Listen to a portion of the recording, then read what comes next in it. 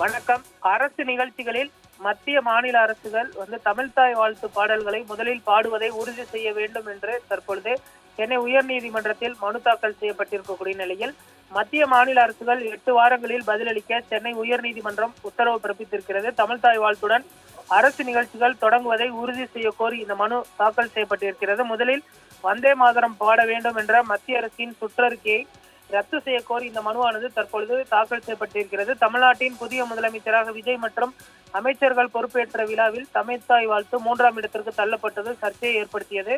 அரசு நிகழ்ச்சிகளில் வந்தே மாதரம் பாடல் முதலில் பாட வேண்டும் என்ற மத்திய உள்துறை அமைச்சகத்தின் உத்தரவை எதிர்த்து வழக்கு தொடர மனுதாரருக்கு சென்னை உயர்நீதிமன்றம் அனுமதி அளித்தது.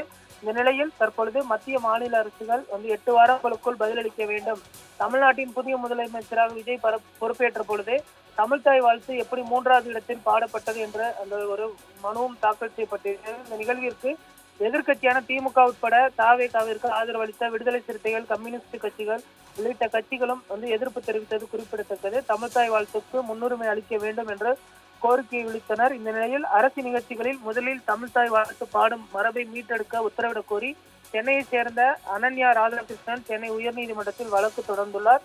அவரது மனுவில் 1891ஆம் ஆண்டு தமிழறிஞர் மனோன்மணியம் சுந்தரனார் பிள்ளை எழுதிய தமிழ்த்தாய் வாழ்த்து பாடிய தமிழ்நாட்டில் அரசு நிகழ்ச்சிகள் துவங்கப்படுவதும் நிகழ்ச்சிகளை தேசிய கீதம் பாடி நிறைவு செய்வதும் பல ஆண்டுகளாக மரபாக பின்பற்றப்படுகிறது.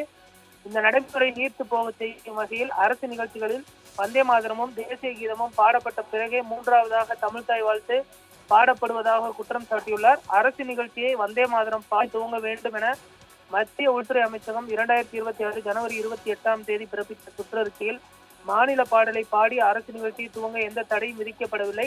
தமிழ்த்தாய் வாழ்த்து பாடுவது வெறும் சடங்கல்ல, அது தமிழர்களின் உணர்வு, கலாச்சாரம் மற்றும் அடையாளமாக உள்ளது. பல தலைமுறைகளாக அரசு நிகழ்ச்சிகளில் தமிழ்த்தாய் வாழ்த்து பாடியே துவங்கப்படுகிறது. வந்தே மாதரத்திற்கு எதிராகவோ தேசிய கீதத்திற்கு எதிராகவோ இந்த வழக்கை தொடரவில்லை என்று மனுதாரர் கூறியிருந்தார். இந்த நிலையில் தற்பொழுது மத்திய மாநில அரசுகள் பதிலளிக்க அவகாசம் கோரி தற்பொழுது வழக்கானது ஒத்திவைக்கப்பட்டிருப்பது குறிப்பிடத்தக்கது.